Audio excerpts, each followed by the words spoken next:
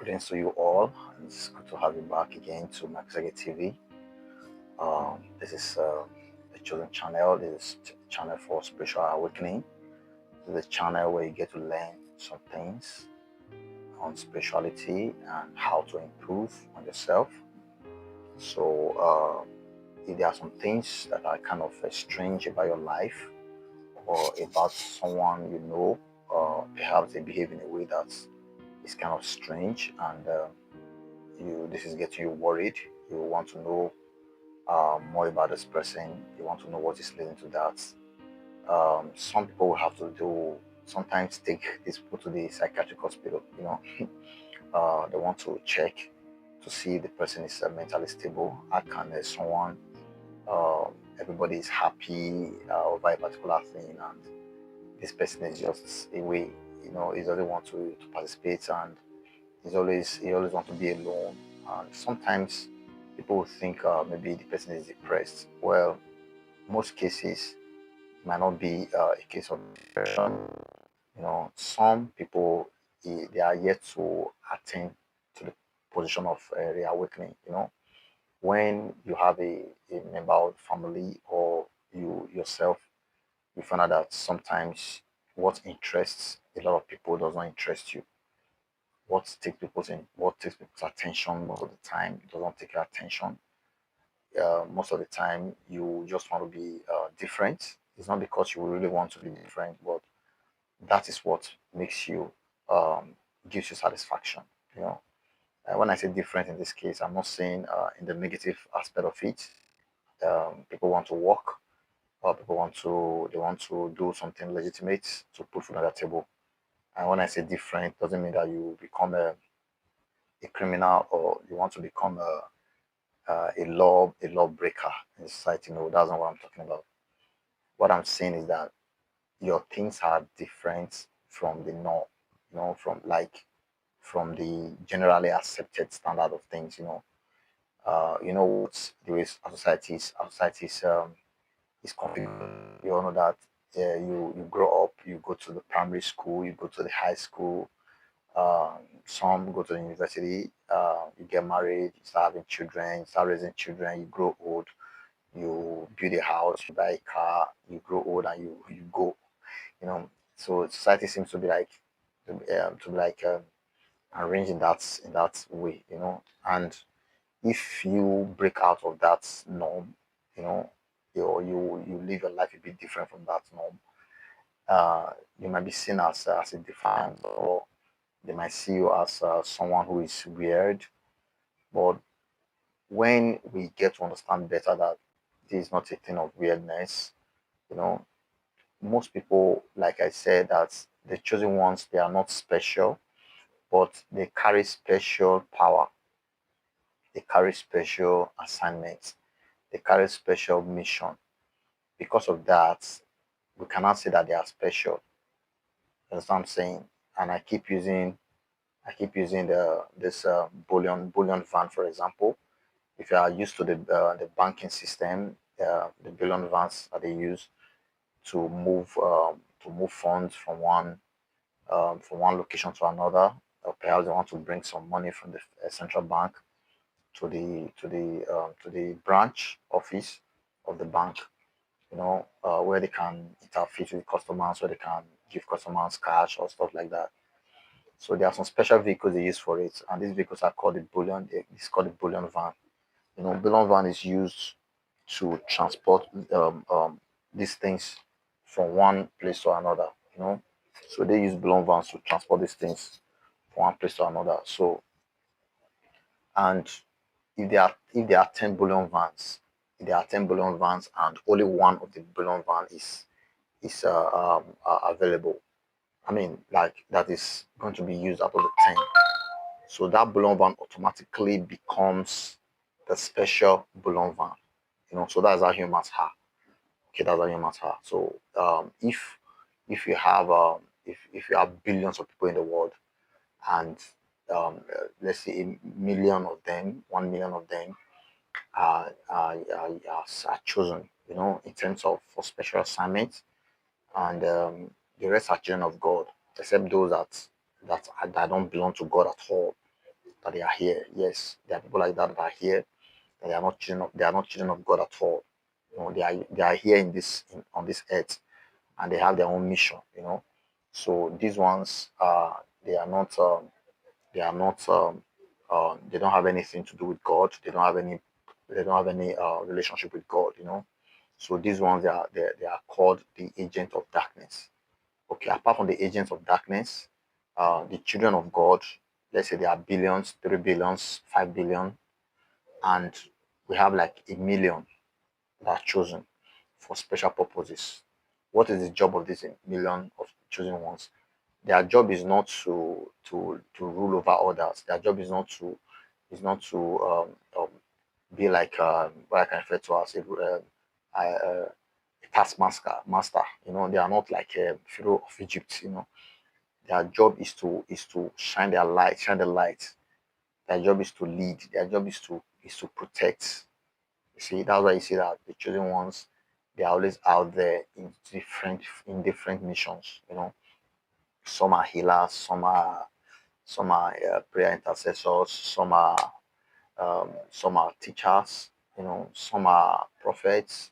So these ones, their job is to make sure that everybody, to a very large extent, we focus on the reason why we are here.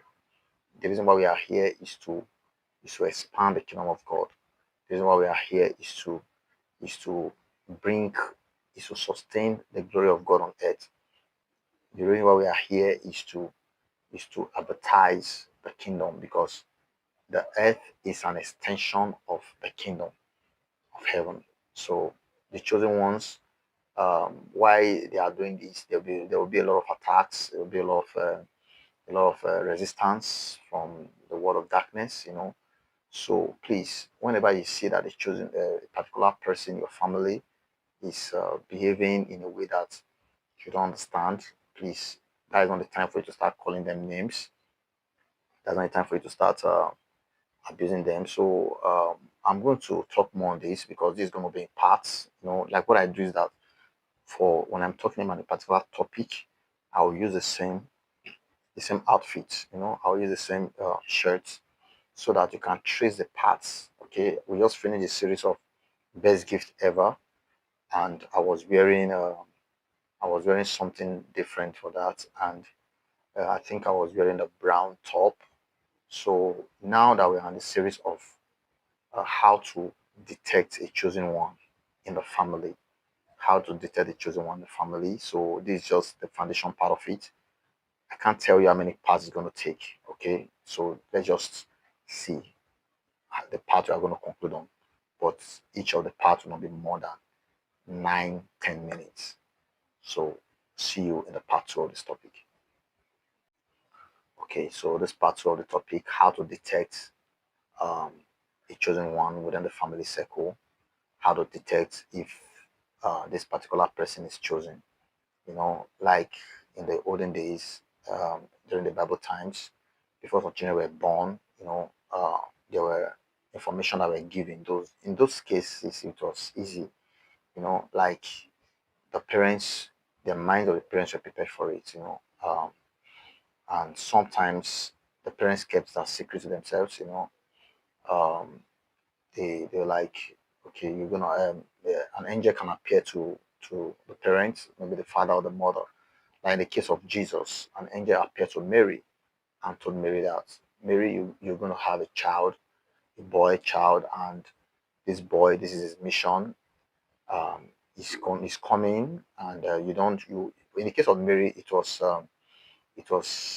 a conception that didn't involve a man and a woman coming together. So it was a unique conception. It was a spiritual conception, because the conception was spiritual. Sorry, because it's the child of the spirit of Jesus was translated by the Holy Spirit into the womb of Mary as a baby. So that is, God can do anything. God can do anything.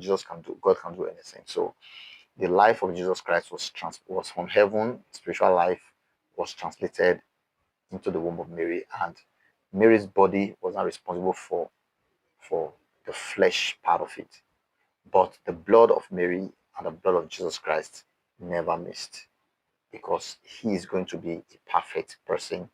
And the doctors can tell you that the blood of mothers and the blood of child most of the time does not meet. You understand? That's why you see that a mother can have HIV and the child can be free from HIV. So except maybe during the childbirth they made a mistake, because what I'm talking about, I've done research on it. I've asked some doctors and they said it is possible for a mother to be HIV positive and the child cannot be HIV. So in the case of Jesus Christ, it's science and at the same time biology. But the highest is that it was spiritual, because there was not like Joseph had an intercourse with Mary. No, it was just purely spiritual, and there was no. The only thing is that the mother definitely would pass food to the child in the tummy, in the womb. That one is sure. So that was in the case of Jesus. So Jesus was born in immaculate conception. There was nothing like the mother passing. So it was easy to know these ones, because there were encounters before they were born. There were encounters before the child came. So, okay, that was in the case of Jesus. Now, in the case of John the Baptist, the father was the one that received the encounter from the same angel, Gabriel. The angel Gabriel was to the person Gabriel or Gabriel. Okay, Gabriel. So the angel Gabriel was still the same person that appeared to Zachariah. Zachariah being the father of John before John was born. And he told John that your son will be born, and this son has an assignment. This son was 6 months older than Jesus. So he has an assignment. He is to prepare the way, is to announce, because a king does not come to a community. A king does not come to a country. A king does not come to a village without an announcement. There has to be an announcement. There has to be a form of awareness from the cryouts, from the musicians, from there has to be an awareness. Okay, so that's called the forerunning. Okay, so before an important person comes into a community, there has to be a forerunner. There has to be a form. If the president is coming to visit your community, you notice that before the president comes, the security, they're already on ground to make sure that the environment is safe, because this is the number one citizen of the country. You can't just say the citizen where the president came into a particular environment, and that was all. They shot him, or so you can't say that. You can't. The security they don't have any explanation to that. So they have to do everything possible to make sure that the president is safe. That I say that hours, days, maybe a day before the president arrives, there are security on ground already trying to make sure that the environment is safe for the president. So that was in the case of John the Baptist. John the Baptist was to announce the coming that Jesus Christ, this is somebody that they knew in the community, grew up in the community, the son of Joseph, the son of David, son of Mary, brother of this, that. Everybody knows he has cousins. He was just a normal person that was growing up, but they didn't know that this person was unique. And even John himself was unique. But in the case of John was not born well without the coming together of the father and the mother. Yeah, Johnson was there was intercourse. There was a union between with Zachariah and Elizabeth, the parents. But in the case of Jesus Christ, it was immaculate. It was clean, and there was nothing that happened. But Joseph was the foster father. Joseph took responsibility, being the husband of Mary, took responsibility, and Joseph was the one who brought him up as a father, like the earthly father, and that was created to Joseph as the father of Jesus. So they called him the father of Jesus, and even by tracing the lineage, it was also traced through Joseph. Because God, when you say you're a father to somebody, God is not even looking at the spiritual aspect of it. He's looking at what have you done as a father. So even if you're a biological father to somebody and you are not playing the role of a father, so God will not see you as a father, and you'll be held responsible for your irresponsibility. But if somebody takes up a child and the person trains the child and gives the child what the father should give the child, in the spiritual realm, that person is seen as a father. So when you say the father of Jesus, in the case of God, the father being the father of Jesus, it means that it's not his spiritual, it's adopting, it's a kind of begotten way, it's something that you see as having the responsibility of a father, being the source. That's the major thing. You must provide. That's what it means to be a father. You must provide for the child. You must you must make sure that the child is provided for. The child is trained. The child is disciplined. The child is brought up in love and the firmness. So that is it. So that was what Joseph did with Jesus. He played that role of a father, and it was accredited to him that yes, this is the father of Jesus. So now the foundation is still being laid, right? We are still talking about how Joseph was made the father of Jesus, right? And how Jesus Christ was easily identified because the angel had already was appeared to the mother.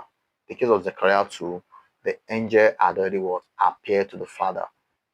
And the case of Samson, the angel told the father, Manoah, that this boy will be born and 1, 2, 3, 4 should be done.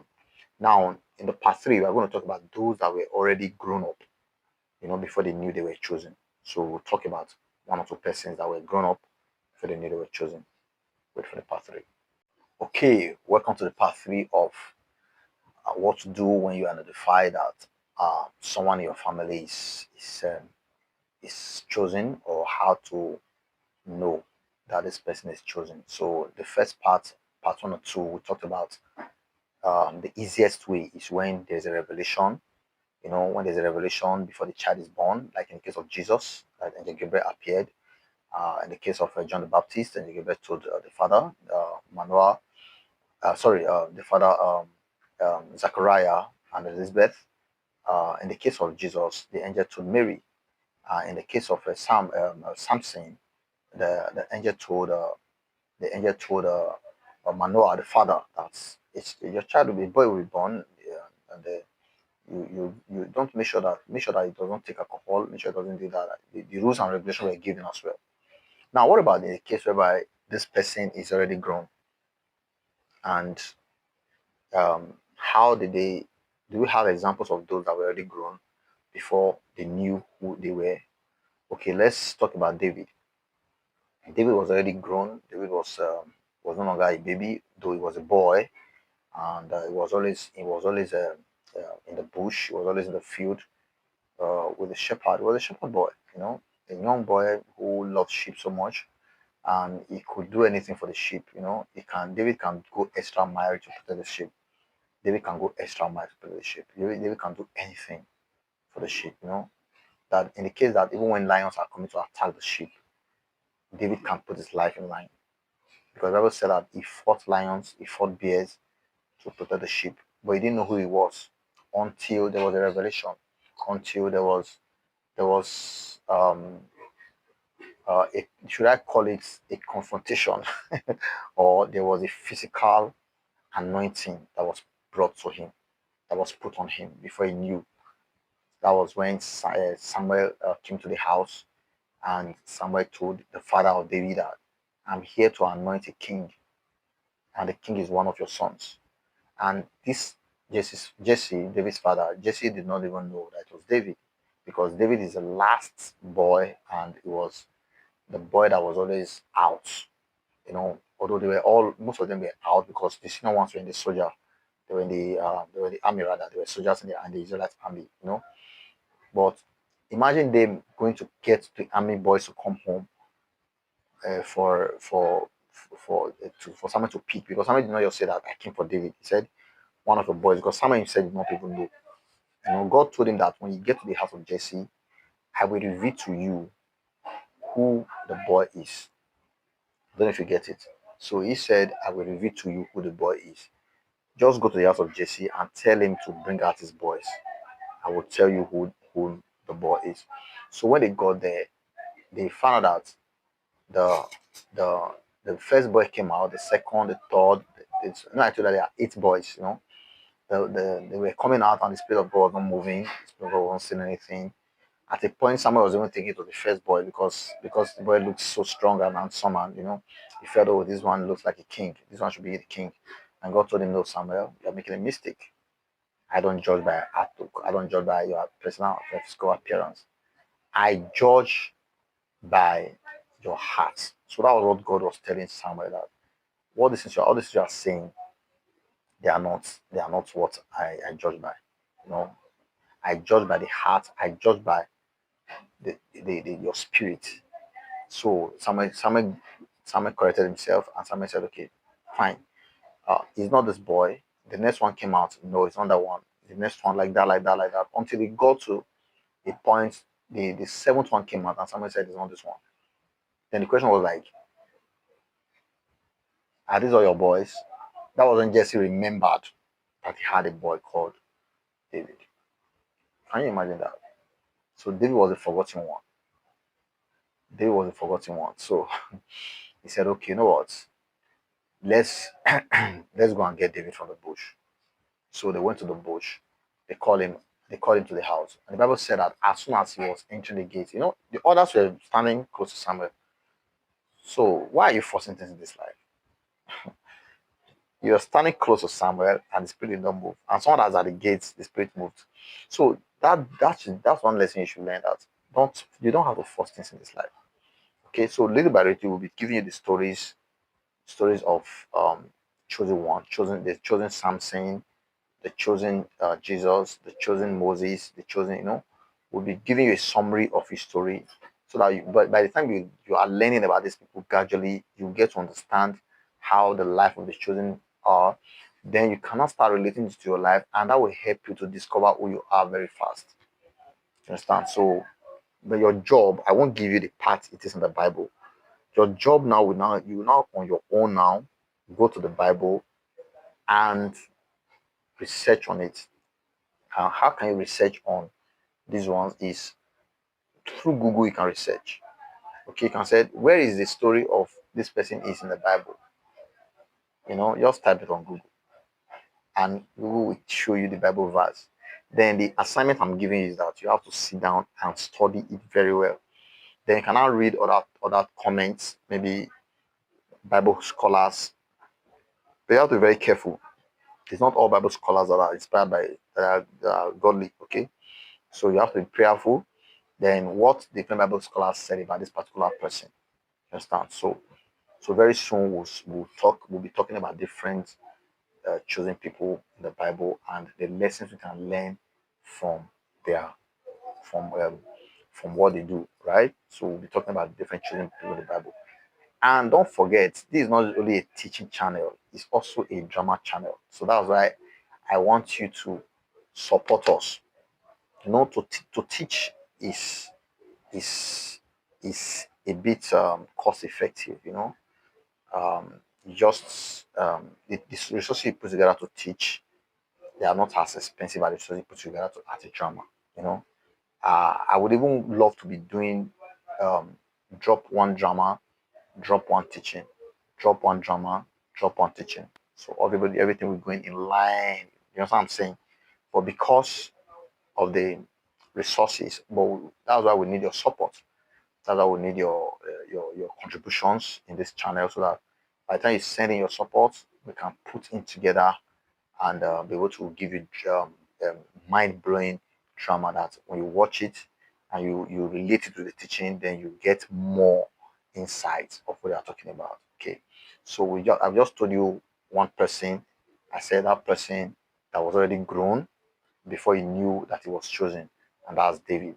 So in the next teaching, I'm going to be telling you another person that was already grown, maybe two people in that part four, two people that are already grown, that knew that they were actually chosen, and that is what's going to happen in part four of this teaching. Thank you very much, and have bye for now. Okay, chosen one in the family, how to identify them. Part 4, how to identify the chosen ones in the family. Part 4. I said the easiest way, number one, is when there's a revelation before they were born. And the second one is when they are already grown, the revelation comes. I give an example, I said David. So the second example is Gideon. Gideon was in the Bible, and Gideon, the Bible said that the Israelites were under serious attack. They were being by the enemy nations. They call them the Midianites. Yes. In the case of David, during the David's time, it was the Philistines, which was led by Goliath, right? Then during the time of the Gideon, it was the Midianites uh, that were the major enemies of Israel. Israel had enemies from different corners, from different just around them. Even up to today, you can see that Israel fighting different countries around them, like and they are fighting them too. Like they are all throwing missiles, and Israel has been they've been fighting wars right from the Bible time. So it's not something that is new. You understand what I'm saying? So that's why I see that today. You can see them. You can see Gaza. You can see uh, what do you call it? I think the country they just finished fighting recently. What's the name of that country again? Iran. Iran. Yeah. So that is it. You can see that a lot of things are just happening. Israel has been fighting war right from inception. So that is it. So Gideon was they had an encounter as an adult. Okay, unlike David, I was still a teenager. Gideon had an encounter as an adult, and the angel told him that he will be leading the battle, because it got to a point that the Israelites were scared. They were hiding because they were taking their crops. They were a crop that are ripe enough for harvest. They would take it and yeah. Okay, there's music at the background, and I think something is happening outside. So sorry, let me just finish this so that um, I can pause, then continue with this series when the party outside is over. Okay. All right. So in the case of Gideon, Gideon was actually, I'm going to raise my voice so that you hear me better. So Gideon was hiding to work on it. Okay, let me just call it rice, grain of rice, grains. Okay, he was featuring the grains, because they had to do it in a closed. They were taking their crops to an enclosed environment. They were hiding because if the Midianites see that the the what they call the shafts is going up, they can come and pack everything out. So it was very scary and very difficult for the Israel time for the Israelites, because these guys were already on. They were always on them. you know So when the Gideon was doing this, why he was hiding to do that? Somebody was sitting there, his celestial body. Sorry, supernatural person was sitting there, an angel was sitting there, and he greeted Gideon.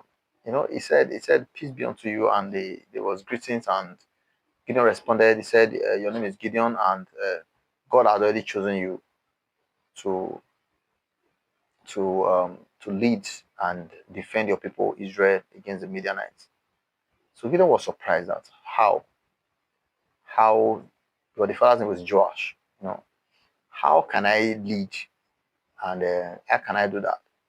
I'm just a little boy. My family is not even known. You know. So we've talked about those that before they were born, they knew who they were, and now we are talking about those that after birth. So that's why you need to pay attention. Okay, if you are not the parents, you didn't get any encounter before your child was born to know if he was a prophet, to know if he's a chosen one. Then there can be encounters after they are already born.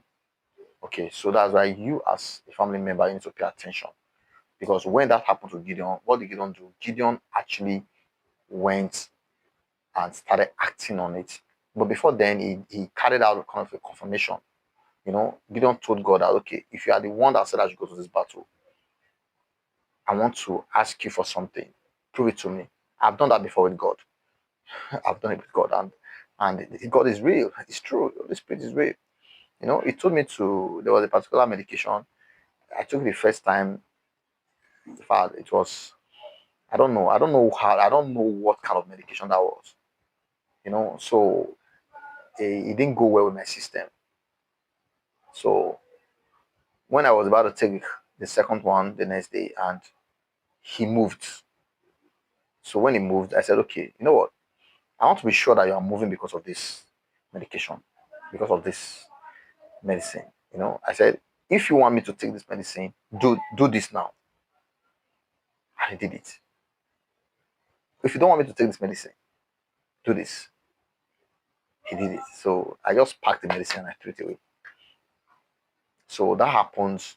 It was an encounter that happened to me some years ago, and that was why when I was reading about Gideon, I wasn't surprised. God remains the same today and forever. Yes, it's and forever. That's what I'm saying. So Gideon put something like a wool, you know, not this kind of wool. What he did is all that he put the wool on the ground and soaked it with water. He soaked that wool with water. You get, like, the wool became watery, like, you know what I mean, and like soaked.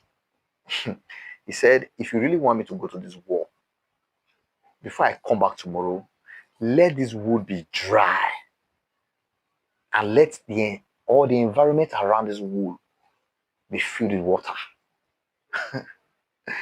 Let the environment be wet, but this wool itself, let it be dry. The ground around it will be wet, but the wood is dry. Then he left. He came back. That was exactly what he meant. The wood that was watery became dry, and the environment around the wood was wet. Gideon said, oh my goodness. Okay, you know what? Let me do this. Let's do it like this. Father Lord, don't be offended. Don't let your anger come upon me. I will also give you another person that did the same thing with God. You understand? So if you want to play like a baby, God can play he can play with you sometimes. if you want to be kind of a playful, he can play with you sometimes. You understand? So, and that I will give it to you in part 5. How the story of the Gideon ended that made him to be sure that he was the chosen one. So, welcome to part 5 of how to identify that your family member might be chosen or is chosen without thinking the person is weird or the person needs medical attention or stuff like that. It's very easy. Even in the case of Jesus, there was a time they wanted to tie him down with rope. They said they want to take him to the psychiatric hospital.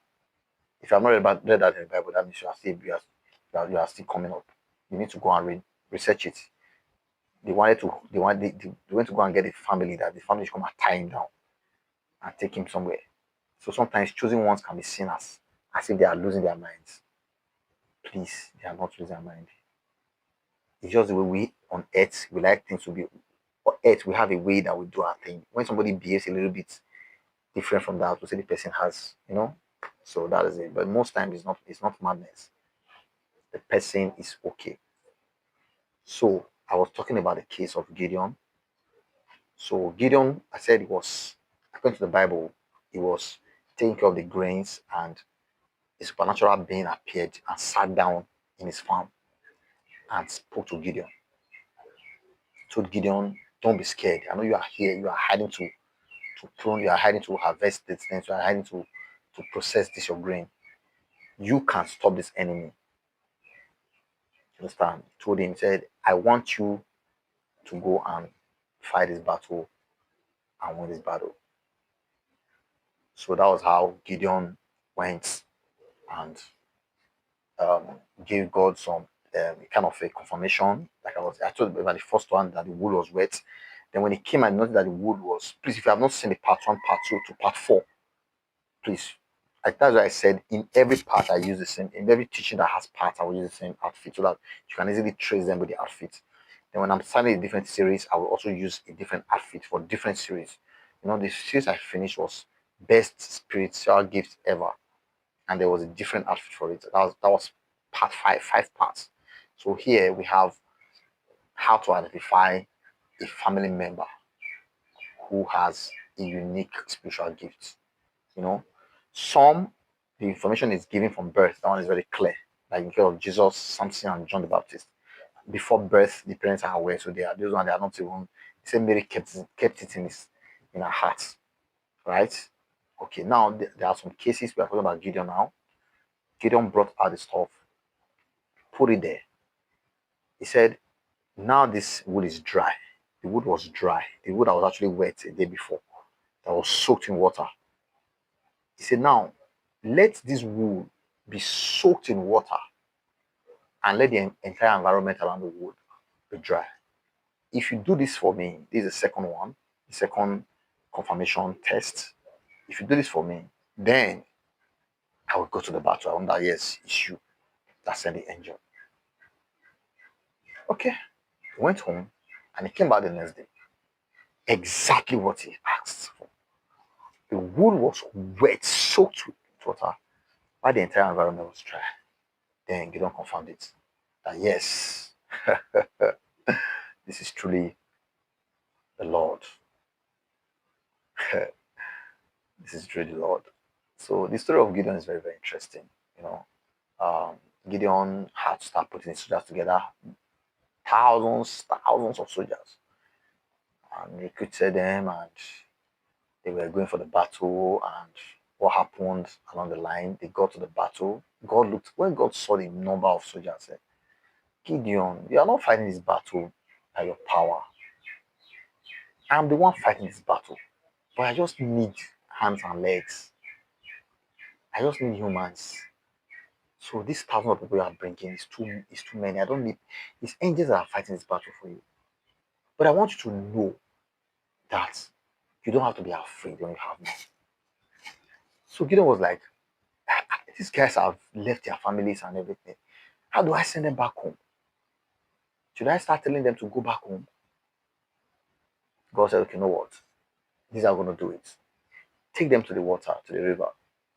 Whoever puts his mouth on the water drinking, that person will go back home because the person is not security conscious.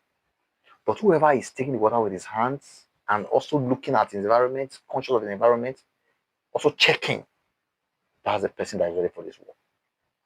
So Gideon was very observant. He took them to the water, to the water body. Some of them just knelt down and put their mouth like the way animals used to drink water. So those ones were sent back home. Said, go back home. So while the ones that put their hands up like to drink the water, they were the ones that. And at the point, Gideon even said, God said, ask them if they want to go back home.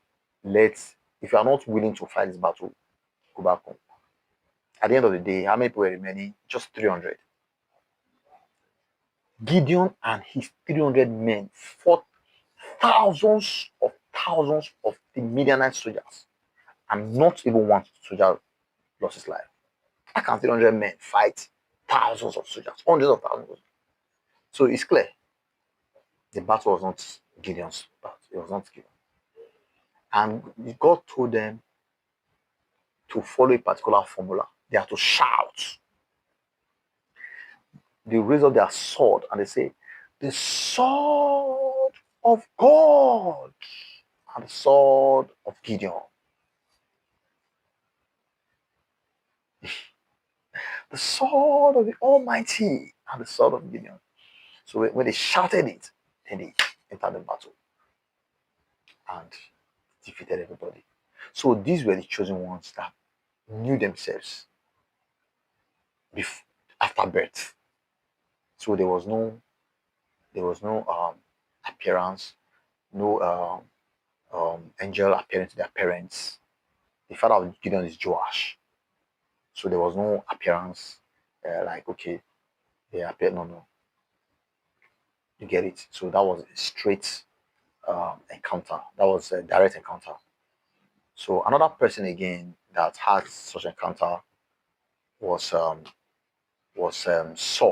Just that Saul's case did not end very well. Understand? I'm not talking about the second Saul. We are coming to the second Saul that also known as Paul. No, I'm talking about King Saul. King Saul was the first king of Israel. You understand?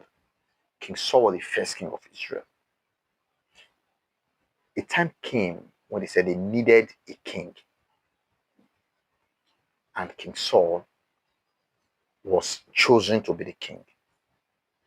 So that's another person again that was chosen. So chosen is not only for miracles and healings. You can also be chosen to become king. Yes, chosen for kingship. So Saul was chosen for kingship. He was the son of Kish, a very wealthy man from the tribe of Benjamin.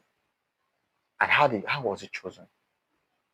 God had already revealed to Prophet Samuel that a boy will come looking for his father's sheep.